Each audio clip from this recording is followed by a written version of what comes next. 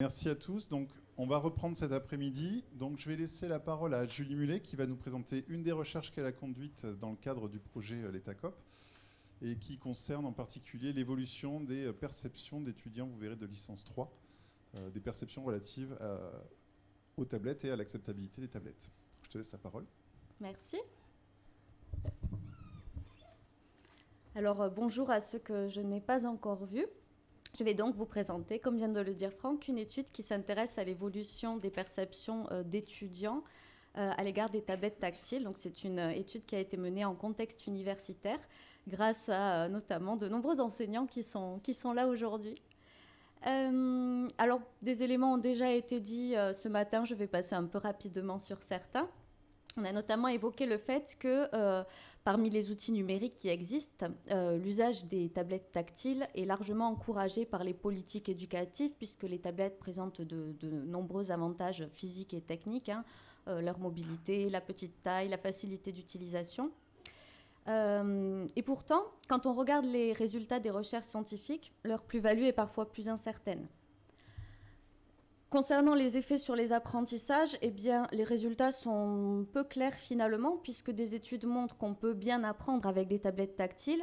Néanmoins, il n'y a pas encore beaucoup d'études qui montrent que les tablettes tactiles seraient finalement un meilleur outil pour apprendre que d'autres outils numériques ou d'autres outils plus traditionnels.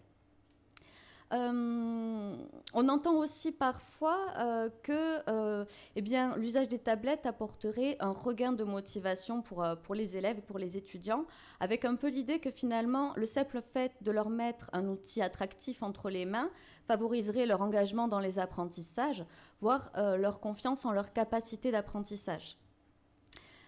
Effectivement, il y a de nombreuses études qui montrent que quand on met un nouvel outil numérique dans les mains des étudiants, eh bien, ces derniers pensent qu'ils vont être plus compétents qu'avec des outils traditionnels, là où, comme cela a déjà été évoqué ce matin, eh bien, les résultats montrent qu'ils ne sont pas nécessairement plus performants, ce qu'on appelle le paradoxe préférence-performance. Alors, dans l'ensemble, les études qui s'intéressent aux perceptions des élèves et des étudiants à l'égard des tablettes tactiles montrent que les perceptions des élèves sont positives, voire très positives. Mais une revue de la littérature qu'on a publiée récemment montre aussi que les méthodologies pour évaluer les perceptions des élèves et des étudiants varient énormément. Et si les approches quantitatives, donc plutôt menées par questionnaire, rapportent des scores, puisque c'est ce qu'on évalue généralement avec les questionnaires, des scores de perception très élevés, les études plus qualitatives, donc davantage basées sur des entretiens, des questions ouvertes, apportent finalement des nuances. Je vais pas être exhaustive, mais je vais vous présenter quelques résultats qu'on retrouve dans la littérature. Quand on les interroge, les élèves trouvent beaucoup d'avantages à l'utilisation des tablettes. Ils les trouvent faciles à utiliser, ils apprécient la possibilité d'individualiser les tâches d'apprentissage. Ils trouvent souvent que la tablette, effectivement, apporte un regain de motivation concernant les enseignements. Néanmoins, d'autres études font apparaître des perceptions plus mitigées, voire parfois carrément négatives. Et parmi les inconvénients exprimés par les élèves, alors à nouveau sans être exhaustive, mais on relève que bien beaucoup d'élèves se plaignent d'un inconfort physique, par exemple, quand ils utilisent les tablettes pendant un petit moment. Les élèves critiquent aussi le fait que les tablettes sont souvent sujettes à des bugs, à des problèmes d'autonomie qui amènent à des pertes de données. Ou à une perte de temps. Les élèves craignent aussi que les tablettes soient une source de distraction, ça a été évoqué tout à l'heure notamment. Certains élèves reprochent aussi finalement que l'usage de la tablette amène à moins d'interaction en classe avec l'enseignant, mais aussi avec les autres étudiants. Et puis, les élèves trouvent aussi que les tablettes ne sont pas forcément adaptées à toutes les tâches académiques. Par exemple, le fait d'écrire avec une tablette, les tâches de rédaction sont notamment particulièrement difficiles à mettre en œuvre avec une tablette. Ce qu'on constate aussi, c'est que beaucoup d'études, finalement, ne se basent pas sur un cadre théorique bien identifié quand on s'intéresse aux perceptions des élèves. Dans la revue de littérature dont je vous parlais tout à l'heure, on a examiné 41 études et seulement 12 études se basaient sur un cadre théorique bien identifié. Ça pose problème puisque bien parfois on ne sait pas bien ce qui est étudié. les concepts ne sont pas forcément clairs, les outils de mesure diffèrent beaucoup, donc ça rend finalement assez difficile la comparaison et l'extension des résultats. Concernant les études qui s'inscrivaient dans des cadres théoriques, eh bien, la plupart se basent généralement sur les modèles d'acceptabilité des nouvelles technologies, dont le but est de comprendre les déterminants de l'intention d'usage et puis par la suite de l'usage réel d'un nouvel outil par les utilisateurs. Alors, bon, ceux qui étaient là ce matin ont déjà vu une diapositive équivalente, puisque Yann a présenté ce matin un des modèles les plus utilisés, qui est le modèle TAM, qui repose donc sur 3 concepts principaux, qui sont les attitudes, les réactions affectives à l'égard de la technologie évaluée. Et ces attitudes sont elles-mêmes déterminées par l'utilité perçue. Est-ce que je pense que cet outil va me rendre plus performant dans mon activité ? Et puis par la facilité d'usage perçu. Donc, il réfère à la croyance que l'utilisation d'un système se fera sans effort. La facilité d'usage étant, comme l'a dit Yann ce matin, impactant l'utilité perçue. Et puis, il y a, vous le voyez tout à gauche du schéma, des variables externes qui vont aussi influencer l'utilité et la facilité d'usage perçu. Concernant les études donc, qui se basent sur un cadre théorique pour évaluer les perceptions d'acceptabilité des élèves, on peut noter tout de même plusieurs limites. D'abord, peu d'études prennent en compte le contexte ou les tâches qui sont faites avec les tablettes. Et je vous l'ai dit tout à l'heure, ça paraît être un élément important à prendre en compte puisque les étudiants jugent que certaines tâches les tablettes sont adaptées pour certaines tâches, mais pas forcément pour d'autres. On constate aussi qu'il n'y a souvent pas de comparaison avec d'autres outils numériques ou outils non numériques plus traditionnels. Et puis, on note aussi un manque d'études longitudinales. Et comme ça a été évoqué à nouveau ce matin, il semble indispensable de regarder au-delà de l'effet wow ou de l'effet de nouveauté, qui postule que des perceptions a priori très positives vont se dégrader progressivement lorsque la réalité technique et pratique rattrape l'attrait de la nouveauté. Enfin, les quelques études longitudinales qui existent, et elles sont très peu nombreuses, elles s'intéressent davantage aux relations entre les facteurs qu'à l'évolution directe des perceptions d'acceptabilité des tablettes tactiles. Donc vous l'avez compris, c'est ce qu'on propose de faire dans cette étude. L'étude que je vais vous présenter donc, s'intéresse de façon longitudinale aux perceptions d'acceptabilité des étudiants vis-à-vis des tablettes tactiles. Cette étude a été faite dans un contexte écologique de cours que je vais vous présenter juste après. Nous avons voulu comparer l'évolution des perceptions des étudiants à l'évolution des perceptions d'un groupe contrôle. Donc, je vous présenterai plus dans le détail, mais en gros, d'étudiants qui faisaient la même tâche, mais sans tablette, sur papier. Et puis, nous avons pris en compte la difficulté de la tâche.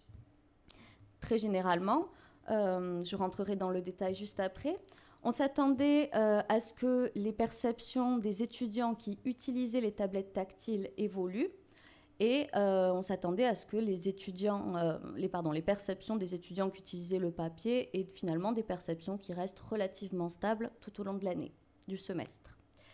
Et on s'attendait aussi à avoir un effet de la difficulté de la tâche sur les perceptions dans le groupe tablette.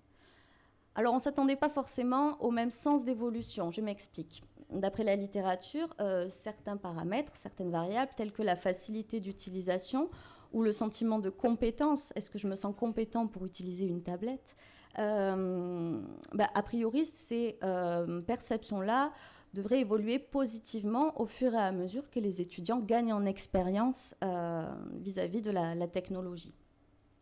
On s'attendait aussi à ce que le sentiment de compétence académique, donc là je fais directement le lien avec ce que Franck a exposé ce matin, on a bien différencié le fait de se sentir compétent pour utiliser une tablette, le fait de se sentir compétent dans le domaine d'apprentissage où la tablette était utilisée et le fait de se sentir compétent pour la tâche qui était demandée aux étudiants, donc il s'agissait d'une tâche de recherche d'information.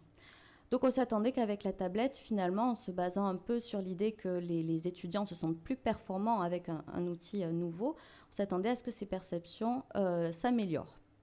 En revanche, d'autres études montrent que des variables telles que l'utilité perçue finalement diminuer au fur et à mesure des utilisations. Donc là, je fais directement référence à l'effet wow dont je parlais tout à l'heure. Et puis, des études ont montré aussi que les perceptions hédoniques et motivationnelles pouvaient diminuer au fur et à mesure des usages. Ici, on a mesuré ce dont Yann vous a parlé ce matin, l'utilité motivationnelle. Est-ce que je pense que cet outil va rendre les cours finalement plus motivants, plus intéressants? Et puis, le plaisir d'utilisation. Donc, je vous le disais, cette étude a été menée en contexte écologique auprès d'étudiants de licence 3 à l'université Toulouse Jean Jaurès, donc ici. Il s'agissait d'un cours de psychologie cognitive, donc composé de 11 séances de 2 heures chacune. Il y avait au total 17 groupes dont les enseignements étaient menés par 9 enseignants au total. Alors, voici un petit peu le calendrier de passation des questionnaires. Comme je vous l'ai dit, c'est une étude longitudinale. On a interrogé les perceptions des étudiants à 3 reprises dans le semestre. Le premier recueil, c'est le recueil préadoption, a été fait à la toute première séance avant que les étudiants soient confrontés à l'usage des tablettes. En revanche, les étudiants savaient s'ils allaient utiliser des tablettes ou non. Venaient ensuite 2 activités de recherche d'information qui ont été vraiment conçues à la fois pour l'étude, mais aussi évidemment pour le cours, puisqu'il s'agissait que la tâche soit utile dans le cadre des enseignements qui étaient dispensés. Et donc ces activités de recherche d'information, les 2 premières ont eu lieu à la séance 1, puis à la séance 7. Nous avons ensuite fait un deuxième recueil de perception des étudiants, donc qui était similaire au premier. Et puis, nous avons à nouveau fait 2 activités de recherche d'information en séance 8 et en séance 9. Enfin, nous avons eu un dernier recueil de perception à la toute fin du semestre qui comportait des questions fermées dont je vais vous parler juste après, mais aussi des questions ouvertes. Donc, je vous présenterai les résultats à la fin de cette présentation. Au tout premier recueil, nous avons eu les données de 480 étudiants qui ont répondu au questionnaire. Néanmoins, suite à de nombreux problèmes techniques, problèmes d'organisation universitaire, etc., eh bien, nous arrivons à la fin à un ensemble de 92 étudiants qui ont complété l'ensemble des questionnaires et qui ont fait la totalité des activités proposées. Donc, on n'a gardé que ce pool-là pour pouvoir avoir des étudiants qui étaient équivalents en termes d'expérience d'utilisation. Concernant le questionnaire, je vous ai présenté les variables que nous avons mesurées. Je vous propose ici des exemples d'items. Je ne vais pas m'arrêter sur chacun. Mais en gros, les étudiants étaient soumis à environ 3 ou 4 items par dimension. Les mesures se faisaient sur une échelle de Likert en 7 points. Les étudiants devaient dire s'ils étaient absolument pas d'accord avec la proposition, ce qui correspondait à 1, ou tout à fait d'accord, ce qui correspondait à 7. Concernant la tâche de recherche d'information, alors cette dernière était faite de la façon suivante. Les étudiants étaient guidés par une question. Donc par exemple, dans l'exemple que je vous ai mis, les étudiants devaient identifier les relations que présentaient les différentes variables motivationnelles entre elles d'une part et leurs relations entre les variables métacognitives d'autre part. Pour répondre à cette question, les étudiants avaient des extraits ou des résumés d'expériences qu'ils devaient consulter pour pouvoir réfléchir à la question qui leur était posée et ensuite répondre à un QCM qui portait sur leur recherche d'informations sans pour autant que les documents soient sous leurs yeux au moment où ils répondaient au QCM. Donc, vous avez ici un exemple de la présentation sous forme de tablette. Donc, les étudiants avaient un plan des documents qui leur étaient proposés. Lorsqu'ils cliquaient dessus... Non, ça ne veut pas. Voilà, lorsqu'ils cliquaient dessus, eh bien, le document à consulter apparaissait et puis les étudiants pouvaient revenir au schéma initial. Sur papier, ils ne cliquaient pas dessus, mais il suffisait tout simplement de tourner les pages, vous vous en doutez, pour pouvoir avoir les documents. Je vous ai dit, nous avons fait varier la difficulté de la tâche. En fait, nous avons proposé des tâches dans lesquelles les documents étaient structurés. Donc, comme je viens de vous le présenter, la structure se faisait sous forme d'arbre et les documents étaient réunis de façon thématique. Nous avions aussi une condition non structurée, c'est-à-dire que les documents étaient strictement les mêmes, mais ils étaient présentés cette fois par ordre alphabétique. Concernant au final le plan d'expérience, nous avons donc des étudiants qui étaient sur tablette et des étudiants qui étaient sur papier, et ce tout au long du semestre.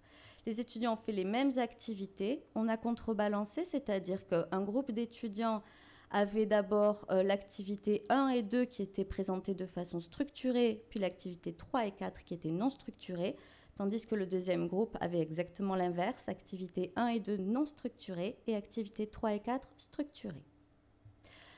Concernant les résultats, je vais d'abord vous présenter les perceptions qui n'ont pas évolué, alors pas dans le groupe contrôle, mais pas non plus dans le groupe tablette. Dans l'ensemble, les perceptions instrumentales n'ont pas évolué. Alors on le voit, hein, je vous ai mis les moyennes ici aux 3 recueils.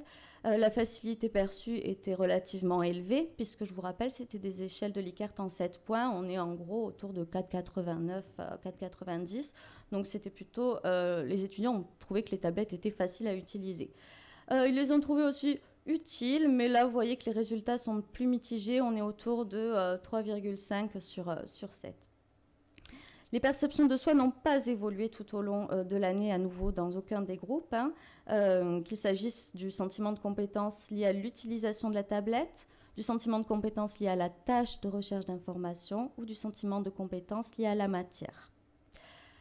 Nous avons en revanche eu 2 perceptions qui ont évolué très exactement entre le premier recueil, dans le recueil pré-adoption, et le second recueil, dans le groupe tablette uniquement.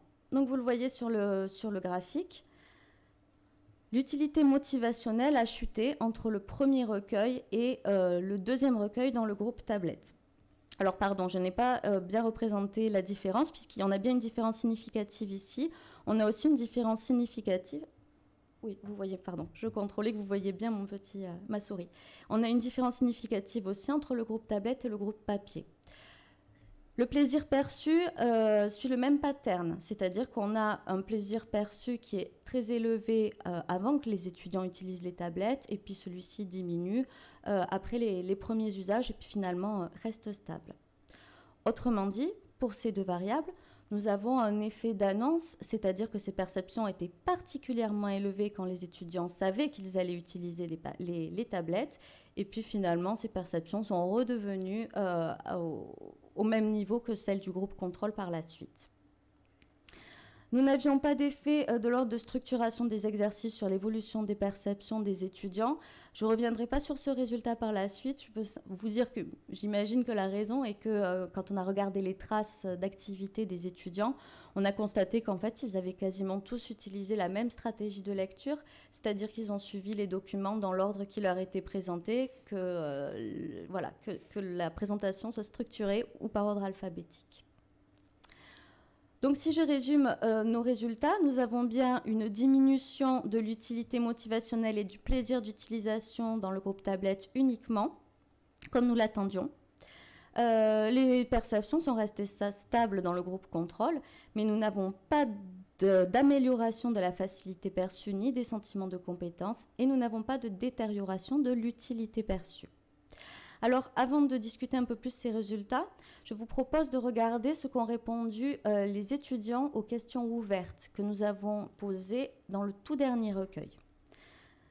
Je vous présente ici les résultats des étudiants.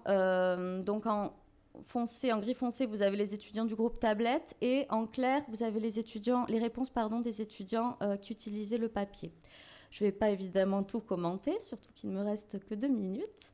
Alors, on a demandé d'abord aux étudiants quels étaient les points négatifs qu'ils voyaient à l'utilisation des tablettes tactiles en cours. Ce qu'on constate, c'est que, donc rapidement, là où il y a des écarts particulièrement visibles, je ne l'ai pas précisé, mais c'est vraiment une description, des résultats descriptifs. J'ai fait le pourcentage de réponses, en gros, sur l'ensemble des réponses des étudiants dans chaque groupe. Donc, je n'ai pas fait d'analyse statistique sur ces résultats-là. Mais on remarque que les étudiants qui ont utilisé le papier craignaient particulièrement que la tablette soit une source de distraction, là où finalement, cette crainte ça a été moins exprimée par les étudiants qui ont réellement utilisé les tablettes.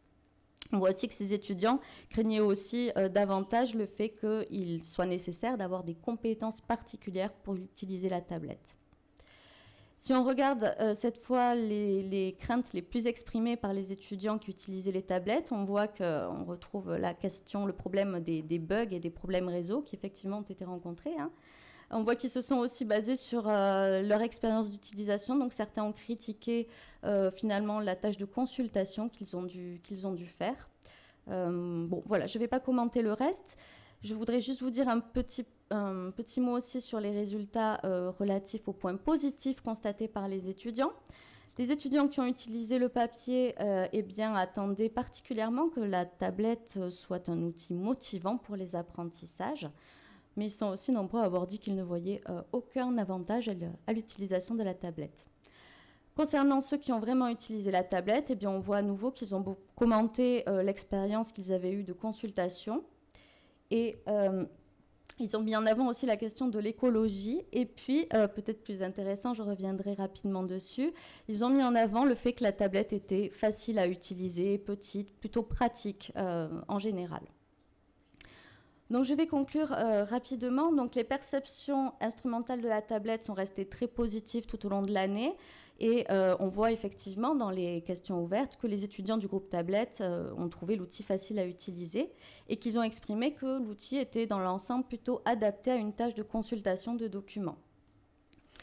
En revanche, les étudiants n'ont pas trouvé la tablette aussi agréable et motivante pour les enseignements que ce qu'ils attendaient initialement. À nouveau, on peut faire le lien avec ce qui a été exprimé dans les questions ouvertes. Donc, il est vrai que les étudiants sont particulièrement motivés à l'idée d'utiliser des nouveaux outils numériques, mais finalement, cette motivation ne résiste pas vraiment à l'épreuve des problèmes techniques. Enfin, nous n'avons pas constaté d'effet du support sur le sentiment de compétence. Donc il est vrai que finalement il n'y a eu que 4 tâches de recherche d'informations et bon voilà, il aurait peut-être fallu creuser avec d'autres tâches finalement pour voir si on constatait des différences. Je vais m'arrêter là, j'aurais plein de choses à vous dire, mais là je dois vraiment arrêter. Merci beaucoup.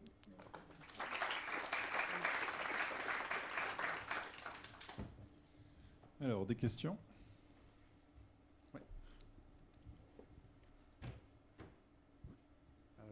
Tu pourrais remettre la diapo où il y a les effectifs par groupe. Oui. J'ai eu l'impression, voilà, celle-ci. Ouais. J'ai l'impression que les abandons sont nettement plus importants, ou en tout cas la mortalité expérimentale, oui, pour le dire autrement, nettement plus forte dans le groupe papier. Ouais. Est-ce que c'est pas un résultat ?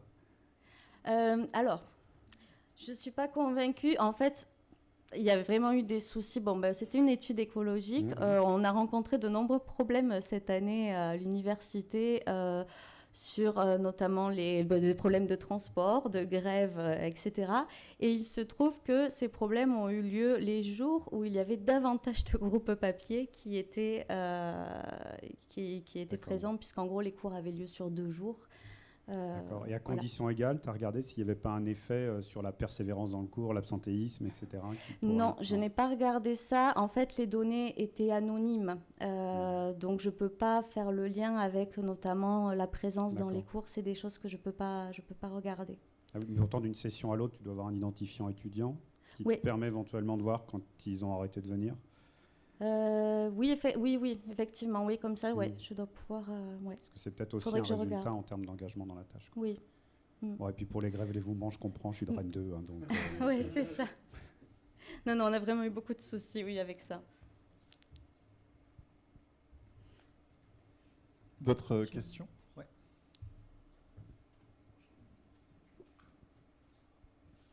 Oui, je voulais savoir en fait ce qui a motivé le fait de faire exactement la même activité sur papier et sur tablette. Parce qu'en fait, effectivement, moi je pense que là, le résultat était forcément qu'il n'y avait aucune utilité à utiliser la tablette. Parce que vraiment, de la consultation d'un texte papier, pour moi, il n'y a vraiment aucun apport. Ce que je disais ce matin, justement, c'est la créativité de l'enseignant, le fait de proposer des scénarios pédagogiques diversifiés, etc., qui font vraiment que la tablette va avoir un intérêt. Donc, quelle était la motivation pour vraiment utiliser la même activité et une activité qui, là, pour moi, forcément mène à ce genre de résultats. Voilà. Effectivement. En fait, ce qui nous intéressait, c'était... Alors, je vais faire le lien avec ce que Franck a dit ce matin, finalement, dans sa présentation. C'était de voir s'il y avait un effet outil, mais juste outil, pas tant les caractéristiques, justement, instrumentales de l'outil pour des tâches spécifiques qui pourraient mettre en avant l'interactivité de l'outil, l'utilisation de ressources multimédia, etc. Là, ce qui nous intéressait, c'était vraiment de voir l'effet outil et justement, pour pouvoir comparer nos résultats à un groupe contrôle qui utilise le papier, il fallait qu'on ait strictement la même activité, avec les mêmes caractéristiques. Bon, évidemment, il y a toujours des petites choses qui diffèrent, hein, notamment le fait, et d'ailleurs les étudiants en ont parlé dans les questions ouvertes, le fait que sur tablette, là, ils n'avaient pas la possibilité de surligner ou d'annoter, ce qu'ils pouvaient faire sur papier, par exemple. Donc, on n'était évidemment pas dans des conditions exactement pareilles. Mais on voulait contrôler au maximum l'activité qui était faite. Et puis, il y avait un autre souci aussi qui était peut-être plus déontologique, c'est qu'on était vraiment dans le cadre d'un cours et pas dans le cadre d'une étude en laboratoire. Et de ce fait, il fallait que les étudiants aient accès aux mêmes ressources et aux mêmes conditions. C'est quelque chose qu'on a beaucoup mis en avant puisque certains étudiants ont exprimé des craintes par rapport à ça. Et bon, c'est toujours la tension entre trouver des tâches écologiques et qu'on ne peut pas contrôler complètement. Je rejoindrai un peu la question précédente, puisque vous parlez, dans votre réponse, vous avez dit que vous vouliez mesurer l'effet outil. Mais dans ce cadre-là, ça me donne l'impression qu'en fait, on cherche, on cherche à étudier l'effet outil, mais en proposant un marteau pour percer un trou. Parce que vous avez dit au début de votre intervention que la tablette n'était pas nécessairement le meilleur outil pour apprendre, ce que j'entends, mais pour apprendre quoi ? Parce que là, vous avez fait utiliser une tablette avec une tâche de consultation, et comme l'a dit juste avant ma collègue, c'est un usage qui pour moi n'a pas de sens, parce que je considère que la tablette, c'est avant tout un outil de production, de création, notamment multimédia, et que donc là, est-ce que les résultats qui vont être ensuite vulgarisés et utilisés, peut-être pas forcément à bon escient, sont vraiment pertinents quand on veut parler des tablettes en éducation? Alors, l'étude, déjà l'étude ne portait pas, si vous voulez, sur la plus-value de la tablette pour des tâches, des tâches spécifiques. Et ça, c'est quelque chose, je pense, qui manque beaucoup dans les études. C'est justement, vous avez raison, de bien différencier les tâches qui sont faites par les étudiants. Concernant la tâche qu'on a proposée, la tâche de consultation, ça reste justement, quand on regarde un petit peu la littérature sur le sujet, une tâche qui est plutôt appréciée par les étudiants quand on leur propose sur tablette. Je ne sais pas si on peut dire que la tablette n'a aucun intérêt pour une tâche de consultation. En tout cas, ça ne fait pas partie des activités avec tablette qui est le plus critiqué par les étudiants. La tablette peut être un outil de production, mais par exemple, comme je l'ai dit tout à l'heure, pour une production d'écrit, la tablette est généralement pas appréciée. En tout cas, c'est ce qu'on retrouve dans les études. La tablette n'est pas forcément un super outil pour écrire. Alors, il y a des études qui comparent l'écriture sur l'écran de la tablette, avec stylet. Et c'est vrai que ça, c'est certainement quelque chose qui va être aussi amené à évoluer puisque la technologie fait que, il y a de plus en plus d'outils qui facilitent progressivement, notamment les tâches d'écriture. Mais là, si vous voulez, effectivement, la question était vraiment de voir, à nouveau, je vous réponds un peu la même chose, je suis désolée, mais de voir s'il y avait juste un effet outil. Et finalement, c'est ce qu'on voit sur des caractéristiques un peu motivationnelles ou hédoniques. On voit que les étudiants sont super contents d'utiliser la tablette. Mais comme je l'ai dit, on a eu des soucis. Alors, on n'a pas eu que des soucis de grève, on a aussi eu des soucis techniques. Mais si vous utilisez les tablettes, je pense que vous les connaissez. Et on voit que ça a quand même impacté la motivation initiale des étudiants, ou en tout cas, l'effet waouh n'a pas duré. Pas d'autres questions ?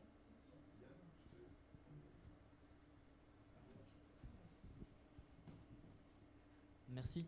Alors, juste une petite question sur les temps des mesures. Donc, justement, entre l'effet wow qui diminue, je me demandais c'était sur quelle période en fait. C'est une période de semaines, de jours, de mois Ouais, alors ça aussi, c'est effectivement, tu soulèves une limite de l'étude, qui est qu'on a un gros écart. Pardon, vous n'avez pas la diapo que j'ai sous les yeux. Je vais arriver à la trouver. Voilà. Donc on constate effectivement, voilà, qu'il y a un gros écart entre les deux premiers recueils qui ont été faits, entre la séance 1 et la séance 7. À nouveau, la raison, elle est pratico-pratique, c'est qu'au niveau pédagogique, les thèmes qui étaient abordés dans le cours entre la séance 1 et la séance 7, finalement, ne se prêtaient pas vraiment à une tâche de consultation de documents. Et c'est vrai qu'on a un gros écart entre la séance 1 et la séance 7, entre les deux activités de recherche d'information. Quant au recueil, voilà, le premier a été fait au tout premier cours et le deuxième a été fait plutôt vers la fin du semestre. Ok, donc c'est quelques 7-8 semaines, quelque chose comme ça. Oui, c'est ça. Okay. Séance 8, séance 1. Ok. Ok, merci. Merci. Alors, je propose, Sandrine, que tu prennes la relève, parce que là, si on veut rester dans les temps, donc je propose que Sandrine parle à ta place maintenant. Donc merci Julie, encore pour cette présentation.